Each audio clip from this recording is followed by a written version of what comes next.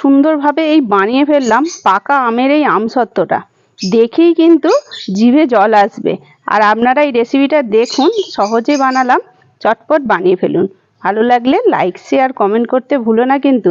আর নতুন থাকলে বন্ধু হয়ে তাহলে থেকে যেও আমার পাশে, আর পেজ থেকে দেখলে ফলো করে রাখো। এইভাবে আপনারা আমসত্ত্ব বানান আর সারা বছর সংরক্ষণ করে রাখুন। কিভাবে বানাই দেখুন ফুল ভিডিওটা, খুবই সহজ পদ্ধতিতে আপনাদেরকে আজকে দেখাবো আমসত্ত্ব। নমস্কার বন্ধুরা, রূপার রান্নাঘর উইথ ভিলেজ ফুডের তরফে আপনাদের সকলকে রইল অনেক অনেক স্বাগত। বন্ধুরা এখন যে যেখান থেকে ভিডিওটা দেখছো তাদের সকলকে রইল আমার অনেক ভালোবাসা, বড়দের রইল আমার অনেক অনেক প্রণাম। উনুন ধরিয়ে নিয়েছি, কড়াই দিয়েছি জল, জলে অল্প একটু লবণও দিয়ে দিলাম। এবার আমি আমগুলোকে প্রথমে সিদ্ধ করে নেব।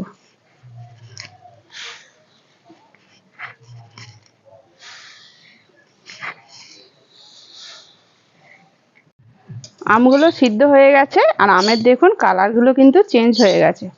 এবার আমি আমগুলোকে তুলে নেব। একটু ঠান্ডা জল দিয়ে দিচ্ছি।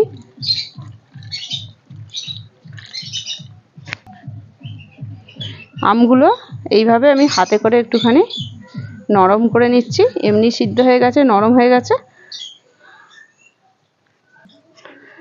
সমস্ত জলটা ফেলে দিয়েছি আর আমগুলো কিন্তু অনেকটাই ঠান্ডা হয়ে গেছে। এবারে আমি আমগুলো ছাড়িয়ে নেব।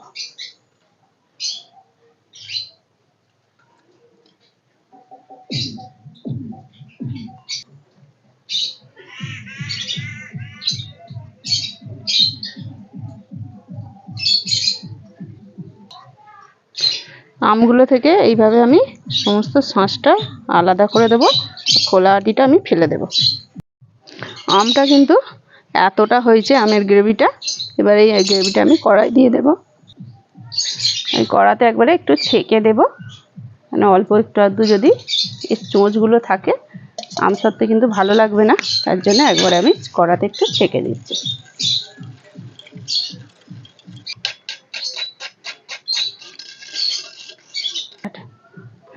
এতটা আমার ছিবড়ে বেরিয়েছে, এটাকে আমি ফেলে দেব।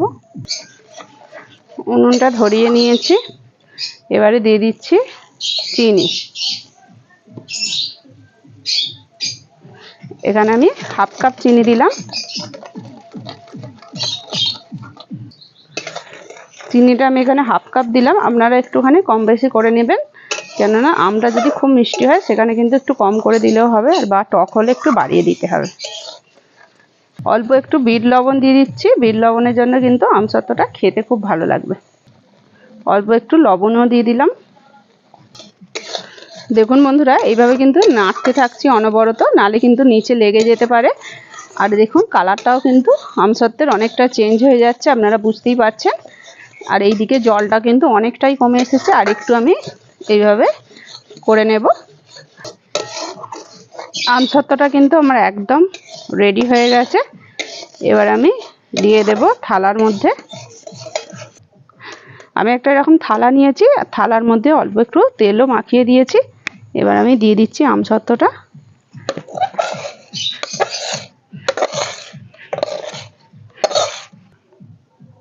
এইভাবে আমি গোটা থালাটার মধ্যে আস্তে আস্তে চাড়িয়ে দেব।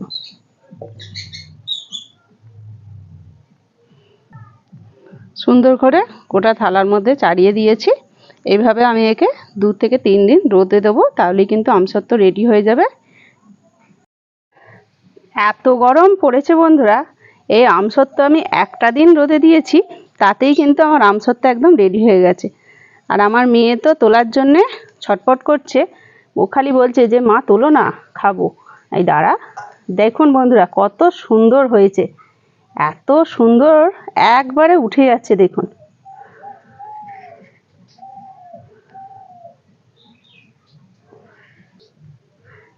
গোটা থালা থেকে একদম পুরো আমসত্ত্বটাই উঠে গেল। আর একটা এত তো প্রচণ্ড রোদ, তার জন্য কিন্তু একটা রোদেই শুকনো হয়ে গেছে। আর পাতলা করেই আমি কিন্তু দিয়েছি, একটু মোটা করলে সেখানে হয়তো 2 দিন লাগতো, কিন্তু আমার একদিনেই কত সুন্দর শুকনো হয়ে গেছে। এবার আমি পিস পিস করে কেটে নেব।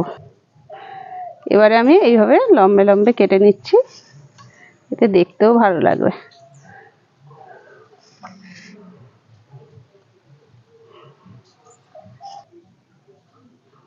এইভাবে পাকিয়ে নেব।